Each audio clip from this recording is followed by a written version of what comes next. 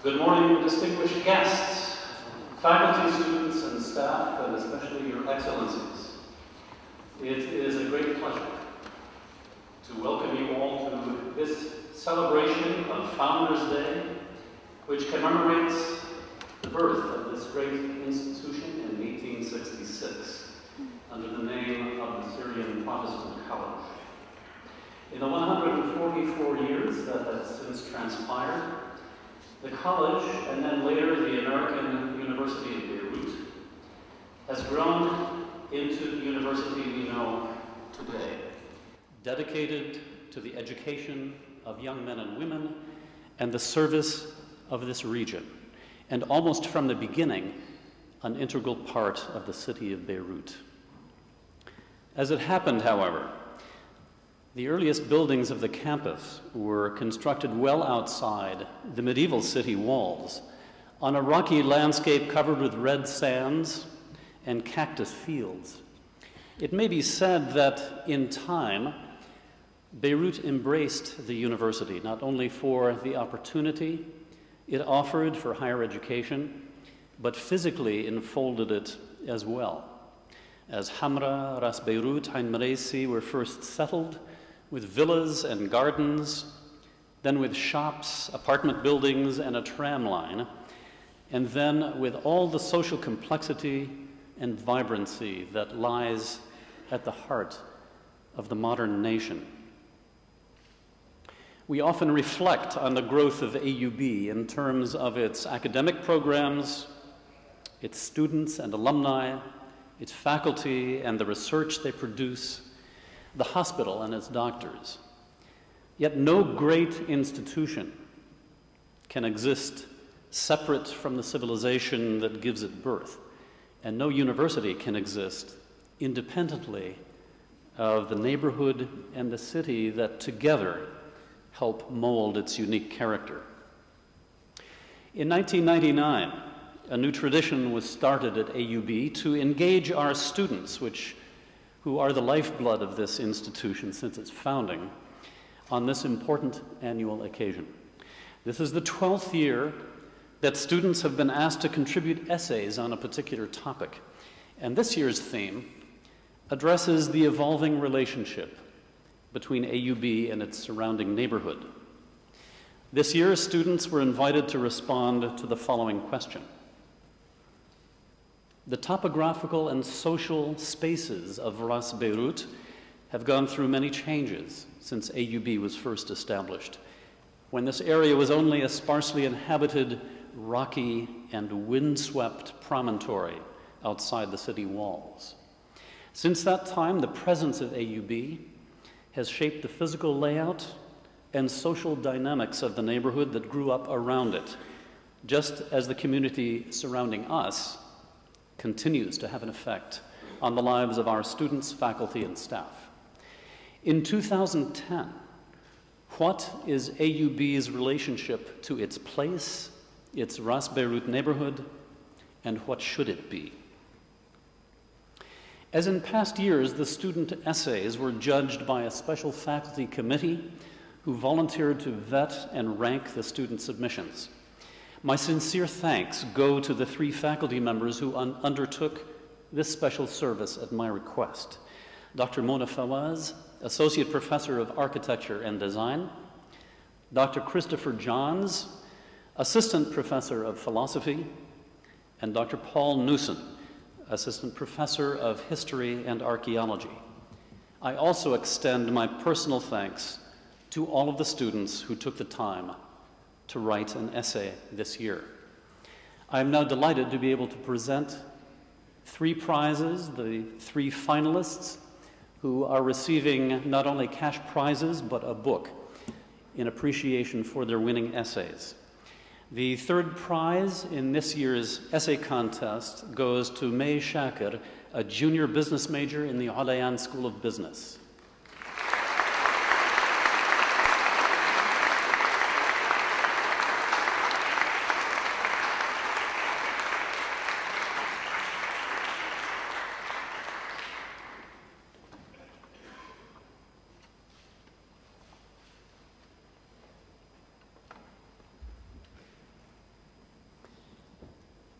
The second prize has been awarded to sophomore Tala Muqaddam, a political studies major in the Faculty of Arts and Sciences.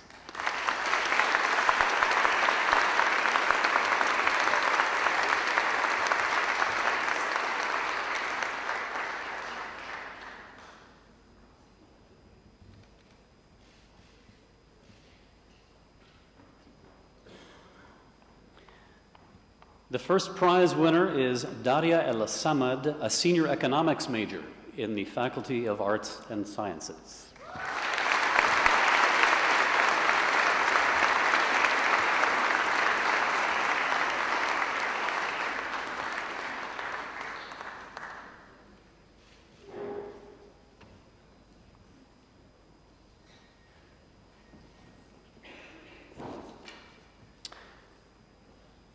I now take great pleasure in introducing Ms. El-Samad, who will now read her essay entitled "The Space We Occupy, AUB's Relationship to Its Surroundings." Ms. Samad.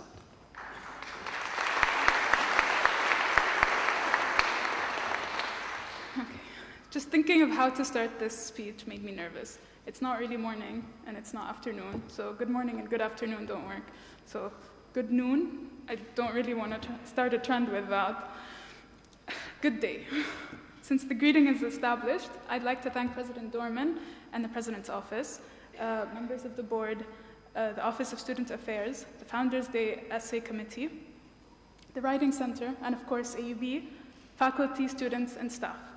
My name is Daria El-Samad, and I'm a senior studying economics. My essay is entitled "The Space We Occupy, AUB's Relationship to Its Surroundings." I came across one of the most difficult concepts to grasp this semester in a history course, convivencia, a term used by Spanish historians referring to medieval Spain. My classmates and I attempted to define it through words such as coexistence, tolerance, and diversity, words we had grown accustomed to using instinctively without a deeper understanding. With our professor's guidance, we worked to unearth the concept. We all agreed on the following. Convivencia related to identity, and that it was used to refer to a time when Muslims, Jews, and Christians were living together in the Iberian Peninsula. This coexistence was manifested through the formation of a new space with its own identity. Gradually and unconsciously, the area's history was shaped by this new identity. With this definition, convivencia can, to a certain extent, define AUB's relationship to its surroundings, since it is not possible to think of AUB as an entity separate from its surrounding. We can see this if we consider a snapshot of a walk to AUB through Hamra. It is natural that we encounter someone we know from the AUB community, or from our favorite coffee shop, restaurant, code store, or even have a complete stranger ask for directions. We are familiar and comfortable with our neighborhood. However, these ties between AUB and the city around it remain delicate. AUB does not fully accommodate for the needs of its surroundings and vice versa. This in turn creates barriers that need to be dealt with more proactively. The history of AUB and its neighborhood demonstrates AUB's role within the area it occupies. In 1866, AUB was founded on a rocky promontory land, a farming area that was transformed into a major urban center and landmark. Before the 1975 Civil War, AUB and the streets of Ras Beirut grew together. AUB played a major role in the city's intellectual life and was outwardly focused to its Ras Beirut surroundings that were gradually becoming one of the most prosperous areas in Beirut, with cinemas, cafes, and commercial stores. Yet already in the 1950s, writers at times lamented the fact that Ras Beirut was losing its identity because of increasing commercialization and rapid growth. New centers were built, and slowly AUB started to grow independent of its neighborhood. As the Civil War broke out, AUB was forced to focus inward, at the same time maintaining its engagement and strong humanitarian role within the area. It was a safe haven, offering medical help and humanitarian aid in many forms, such as soup kitchens. During and after the Civil War, Ras Beirut remained associated with coexistence in the city. It became the closest the Arab world ever reached to a liberal and open community, where pluralistic groups could coexist in relative harmony and space and peace. Today, the role AUB plays in the area's economic, intellectual, and cultural scenes is undeniable. Student spending constitutes a large part of the economic activity around AUB, where nearly everything can be found, Cafes, restaurants, religious institutions, bookstores, clubs, health clubs, medical care, beauty centers, etc. Many cafes in the area have turned into study places for students, and some even organize regular intellectual events. Pubs around Hamra bustle with AUB students. This is not to mention the swarming activity of students in restaurants around the clock. AUB students are active, both in humanitarian and political issues, with the university widely perceived as a platform for freedom of expression.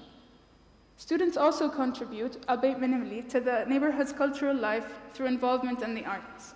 For example, some students perform in a variety of clubs or cafes around Hamra, while others participate in poetry readings in a cafe nearby. The issue of Ras Beirut losing its identity is a concern not only for city planners, but also for members of the AUB community. While AUB remains a prosperous community, it is rubbing shoulders against a neighborhood that is not as settled, where real estate prices have skyrocketed over the past few years. Of course, AUB is one of the reasons why Ras Beirut is such a popular area. Yet rising real estate prices have generated limited economic activity and restricted the economic opportunities that could have solved students' demands for improved entertainment, healthier food options, better housing options, and more health facilities. As President Dorman stated at the opening ceremony, there seems to be a market full of demand waiting for supply. This demand cannot be met due to soaring real estate prices. The increase in prices has also affected employees' accommodation, as they can no longer afford housing at current market rates. It is especially threatening to us, students, to feel bounded and overwhelmed by skyscrapers and towering buildings. This would change our learning experience at AUB in the sense that our surroundings would no longer be as diverse, welcoming, and comfortable for us. We cannot expect our surroundings to cater to us without reciprocating. AUB as an institution has taken on various measures to deal with these emerging problems, recognizing that if not dealt with soon, they could have long-lasting, crippling effects on the area. To address this and to improve its relationship with the neighborhood, AUB has been conducting research on its neighborhood. Omar Blake, former Director of Facilities and Planning at the University of Pennsylvania and the President and CEO of a land use consultancy, proposed during a lecture at AUB that the university act as a research provider, an urban planner, a social developer, and a community builder. AUB has launched a neighborhood initiative which works on going outside AUB's walls through studies on factors affecting the area around AUB, such as pollution, congestion, commuting, and student spending. Also, projects such as greening the environment and other civic engagement efforts, like the introduction of a Braille menu in a closed cafe, are being initiated. However, student action is lacking. We are fortunate enough to have a close relationship with our neighborhood, but we should make more use of that. To begin with, we can start by targeting our surroundings beyond the university through our awareness campaigns. Professors could also try to incorporate more research and studies of the region as an application of certain course material. AUB students tend to be well-rounded high achievers in their disciplines. This could be of use in the conception as well as implementation of ideas for improving AUB's surroundings. As a student, I have learned about these initiatives only recently while researching for this essay. Although many courses attempt to incorporate the study of the area and course material, student involvement in these initiatives remain minimal.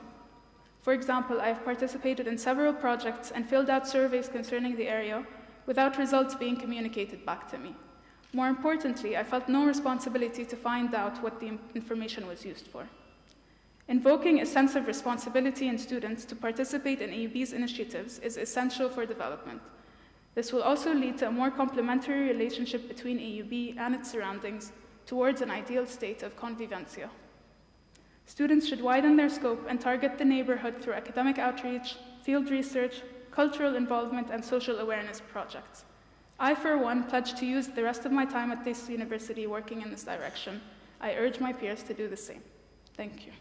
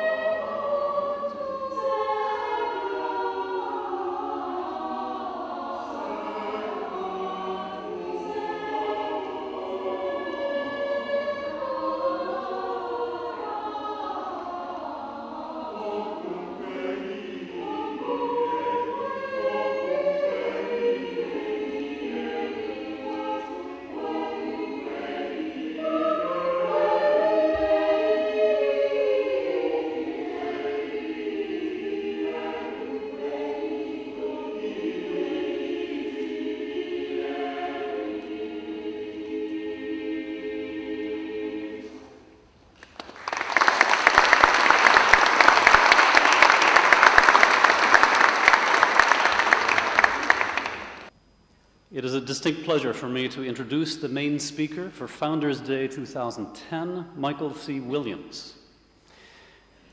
Currently the United Nations Special Coordinator for Lebanon, Michael Williams has spent much of his life pursuing the cause of peace in a long and distinguished career as diplomat, senior advisor, writer, and researcher with a major emphasis on Asia and the Middle East. Born in Wales, Michael Williams attended University College London and then the prestigious School of Oriental and African Studies, where he earned his master's degree and doctorate in politics. He was later editor and then senior editor for Asia with the BBC World Service and worked for several years as head of Asia research for Amnesty International.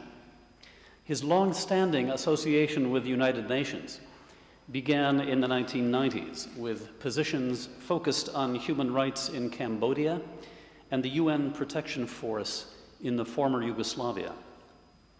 In 1999, he began a series of government appointments, serving as special advisor to 2 United Kingdom foreign secretaries, and most recently, as the UK representative for the Middle East and special projects, reporting to former Prime Minister Gordon Brown and Foreign Secretary David Miliband. With Williams' extensive experience with and erudite understanding of the Middle East and Asia, he returned to the United Nations in 2005 as the UN Director for the Asia and Pacific Division, then as the Secretary General's Special Advisory on the Situation in the Middle East and Special Coordinator for the Middle East Peace Process. He has written extensively on topics ranging from Asian politics to international security and peacekeeping. In the fall of 2010, Williams was created a life peer by Her Majesty Queen Elizabeth II in a ceremony at Westminster Abbey as Baron Williams of Baglan, taking his seat in the House of Lords on the Labour benches. Please join me in welcoming Michael Williams, who will speak on the topic, Common Beginnings, Shared Aspirations, the United Nations and Lebanon.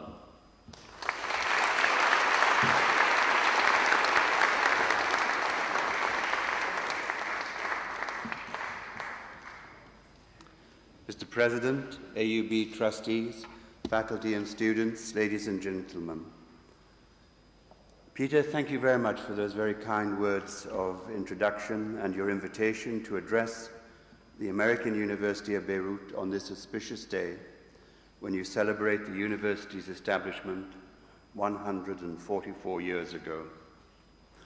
This is a very special occasion for me, more years ago than I care to remember. As a young graduate from the School of Oriental Studies in London, I came to AUB for the first time. I remember vividly impressions of walking on campus and being struck by its majesty and beauty. I still am today. Lebanon fascinated me so much in those days that I intended initially to pursue my PhD studies on this country. Alas, the situation in the country as it unfolded in the late 1970s made a return for field research impossible. And so I ended up studying Islam and politics in Indonesia instead. But Lebanon has always retained a special place in my heart. I was therefore particularly gratified when a little over 2 years ago, the UN Secretary General Ban Ki-moon asked me to serve as his representative here. I'm honored to be with you today. Much as we often say about the United Nations, if AUB did not exist already, it would need to be invented. You are all aware of the words of the founding president, Daniel Bliss, on the day that the cornerstone of College Hall was laid on December 7, 1871. Defining the principles of this institution, Bliss declared, "This college is for all conditions and classes of men, without regard to color, nationality, race, or religion. A man, white, black, or yellow, Christian, Jew, Mohammedan or heathen, may enter and enjoy all the advantages of this institution and go out believing in one God, in many gods, or in no God.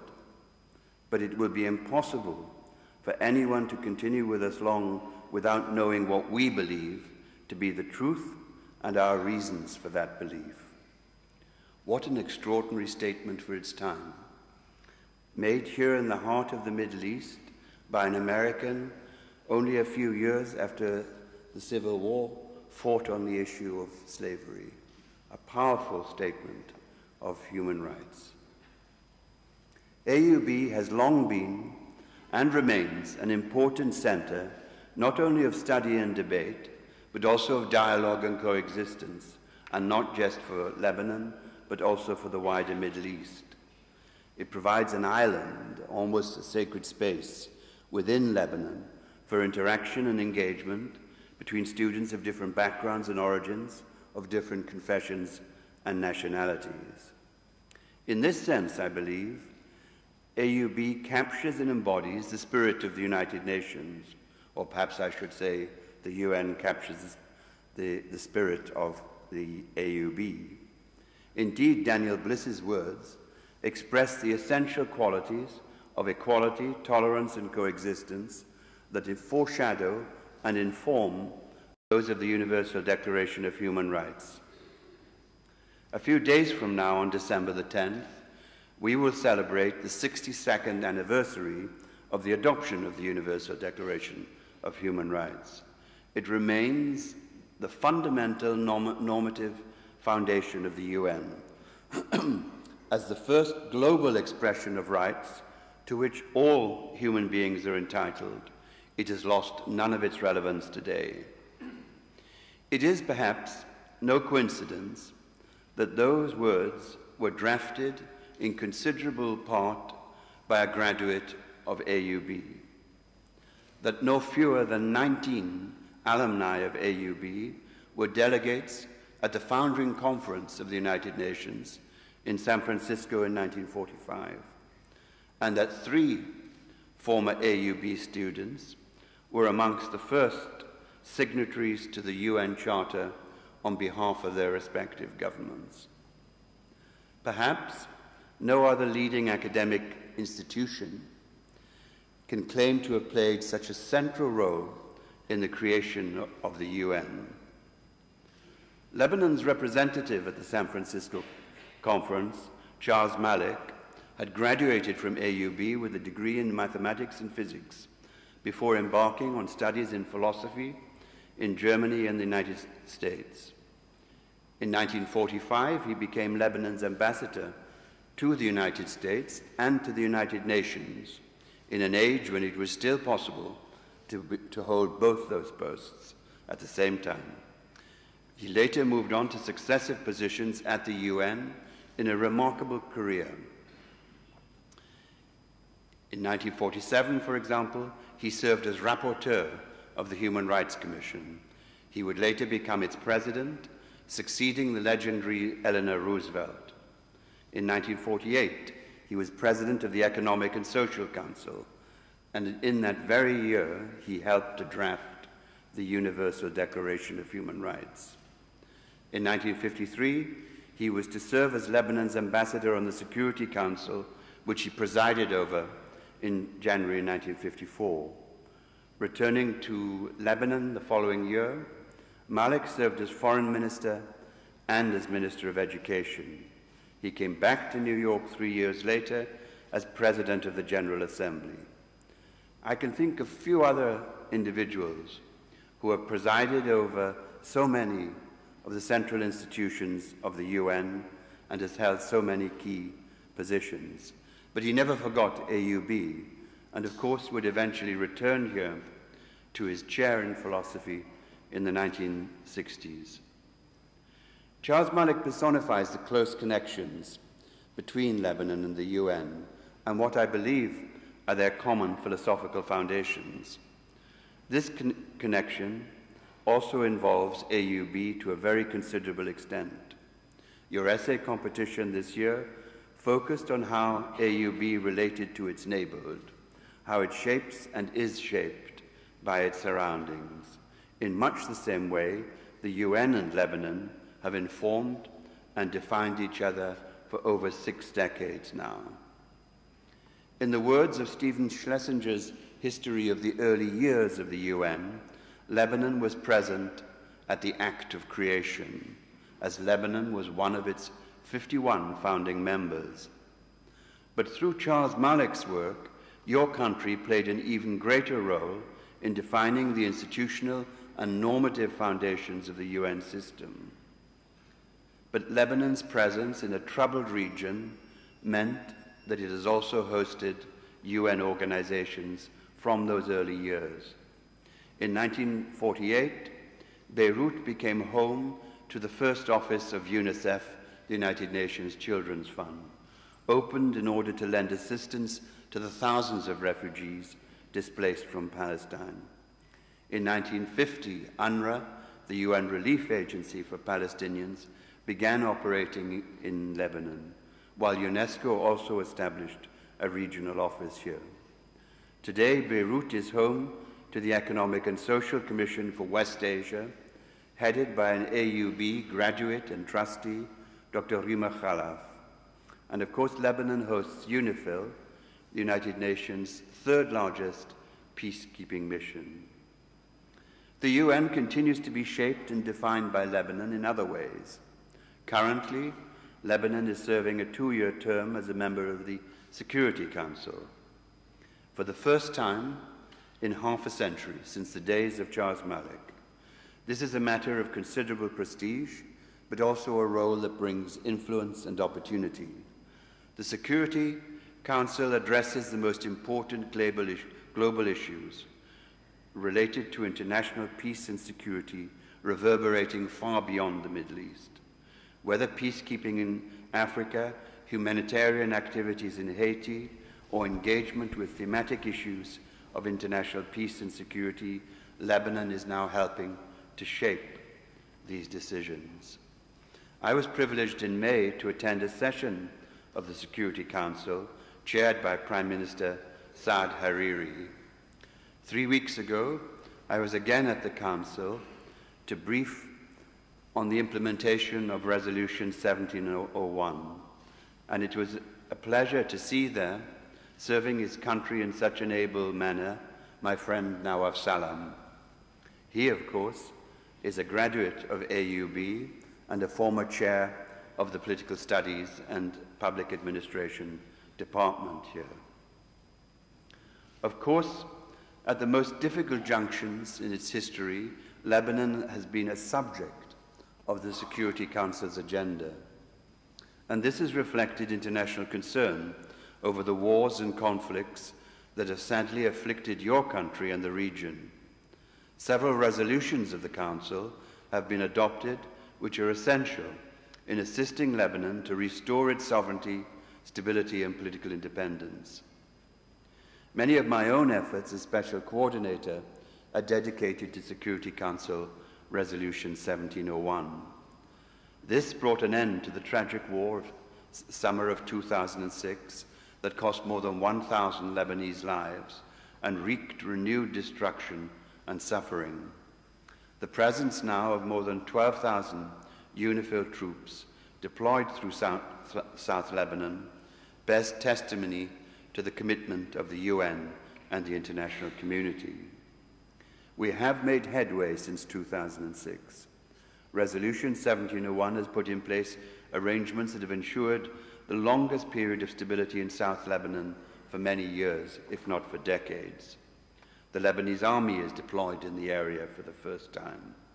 We have achieved the exchange of Lebanese prisoners and of the remains of Israeli soldiers abducted at the beginning of the war in 2006. And finally, with considerable delay that allowed far too many casualties in Lebanon, we received the strike data from Israel that is helping to clear cluster munitions polluting Lebanese territory. I am also hopeful that we can achieve in the coming period the long overdue withdrawal of Israeli military forces from the northern part of the village of Gajar. This would be another step forward, even though we still have to resolve the permanent status of that village.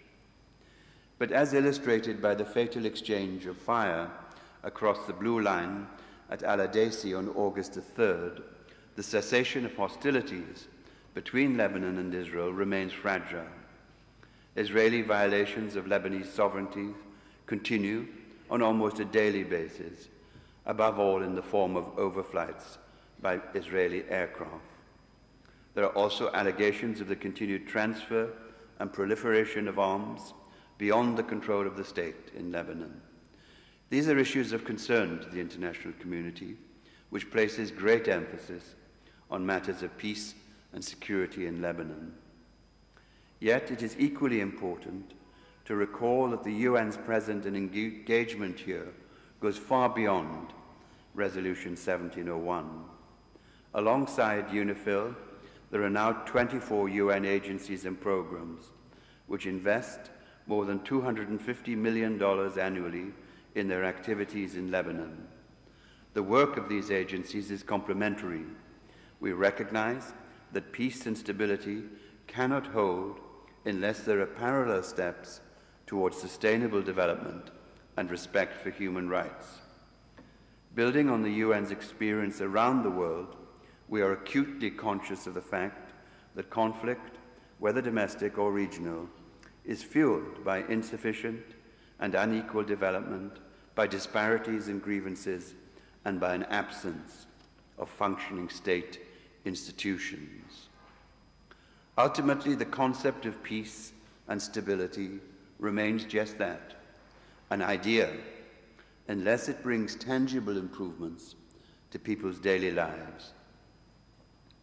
In turn, we also recognize that sustained and sustainable development for the benefit of all is only possible if issues of conflict, whether between communities or countries, are addressed and settled in a fair and equitable manner.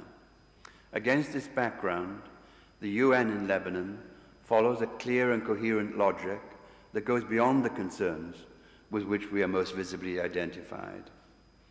As in any endeavor, the less visible work is often the most successful part of engagement.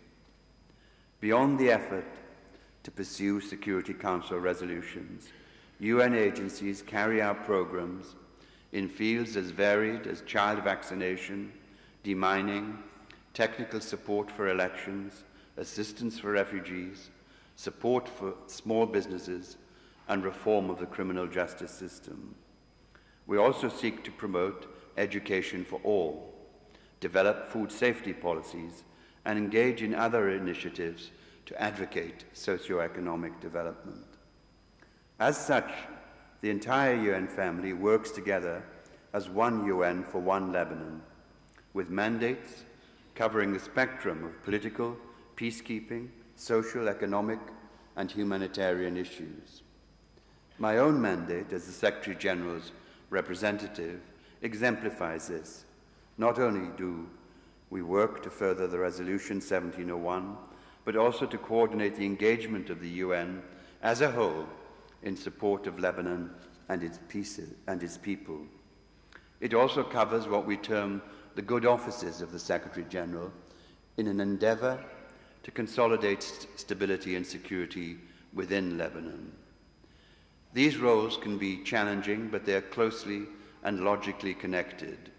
Regional stability, the underlying objective of Resolution 1701, requires domestic stability and a stronger state inside Lebanon itself. This in turn requires equitable development. Our work as one UN is therefore of considerable importance. It has both institutional and geographical dimensions.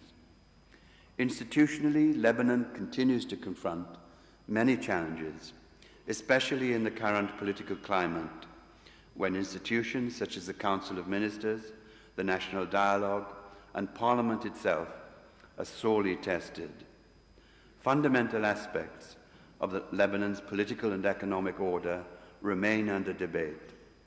Yet Lebanon can only prosper if it succeeds in building a stronger state that caters equally and equitably to the needs of all citizens, regardless of confession or political orientation. Fostering greater unity and a stronger state has also an important geographical dimension. Lebanon is a small country, half the size of the American state of New Jersey or of my native Wales.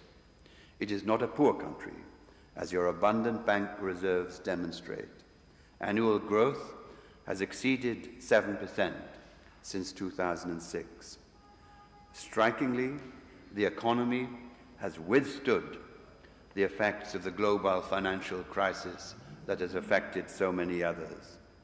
Lebanon's entrepreneurs are world-renowned, and the country enjoys strong foundations for sustained prosperity and stability. But Lebanon continues to struggle with inequality, and it is one of the key missions here of the UN to help redress the existing imbalances. After more than 2 years in this country, I am still struck by disparities, social and economic, that exist beyond Beirut, whether in Tripoli and the Bekaa Valley, or South Lebanon, or in Palestinian refugee camps. Poverty rates in many areas are still too high, and nearly 30% of Lebanese continue to subsist on a household income of less than $4 a day. Among Palestinians, poverty engulfs as many as 2/3 of the refugees. The weakness of the Lebanese state continues to leave a vacuum that is filled by non-state actors that provide services, welfare, justice, and security. Naturally, our efforts of the UN in Lebanon are embedded in a wider regional engagement. Beyond the borders of Lebanon, the UN aims to support the achievement of a just, lasting, and comprehensive peace for all peoples in the Middle East, in accordance with resolutions of the Security Council. In this context, we also seek a just and fair solution to the Palestinian refugee question through a comprehensive peace agreement. At the same time, we have to work to improve the living conditions of Palestinian refugees within Lebanon. In that regard, I welcome the important progress made this year when Lebanon's parliament took steps to improve the employment conditions of Palestinian refugees. The UN will certainly continue to work to provide assistance to Palestinians to support improvement of their living conditions until they can return to their homeland. But I also hope that Lebanon will continue to work with us to make further progress on these objectives. The UN, on its own, cannot bring about a comprehensive peace in the region. Others, not least the parties to that conflict, need to do their part. Nor can we work alone to bring greater socio-economic development and equitable prosperity to all in Lebanon. The UN Charter opens resoundingly with the words, "We the peoples." We the peoples, and not we the states. We are nothing without the people that ultimately make up the United Nations. In order to achieve our goals, we must work together with the UN acting in support of the people and governments of the world to achieve our shared aspirations for a better future. It is appropriate that I make these remarks in the setting of this august university, because Lebanon's future, I believe, rests critically on the ability of the youth of the country to come and work together for a shared future. The UN has declared this the year of the International Year of Youth. It draws attention to those who in Lebanon and elsewhere hold the key to a brighter, more prosperous, and hopefully more peaceful future, the young people in our society. This theme is of particular reference to Lebanon, since over a quarter of the Lebanese population is estimated to be below the age of 15. It is also of particular reference and relevance to AUB and echoes your very motto, that they may have life and have it more abundantly. It is young men and women who are the human capital of this country. In order for them to have and enjoy life abundantly, we must find ways to absorb them into the labor market. We must also find ways to keep Lebanon's best and brightest from leaving, as they often do, to seek opportunities elsewhere. In a country that still suffers from division, young people, I believe, offer the best prospect for overcoming the legacy of the past and building a new and stable Lebanon. We live in difficult times, but outsiders, I believe, can play a critical role in safeguarding this country's stability. Outsiders, whether regional actors or the United Nations, can play a supporting part in managing and helping Lebanon's affairs. It is the Lebanese who will have to come together, however, and build their own future.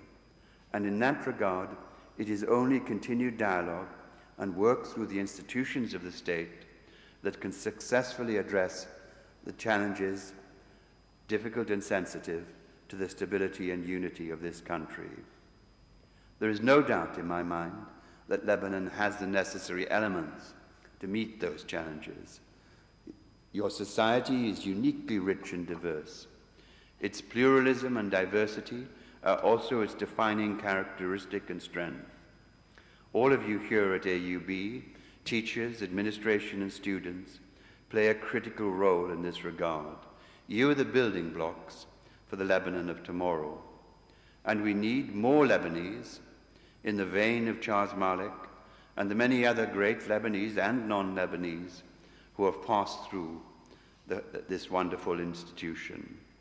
I need not tell you how many of your prime ministers, including the current incumbent and his two immediate predecessors, are alumni of AUB. The same goes for many other ministers, as well as other leading figures in this country and in the region. AUB represents the spirit of diversity, coexistence, and tolerance that are fundamental for Lebanon to succeed. In this sense, I would like to salute the founders of AUB and those who have followed in their path for the important and lasting contribution they have made to this country and the region. May you continue to prosper and develop, and may AUB continue to provide an exemplary model of diversity, dialogue, and debate that strengthens not only this country, but the region as a whole. Thank you very much.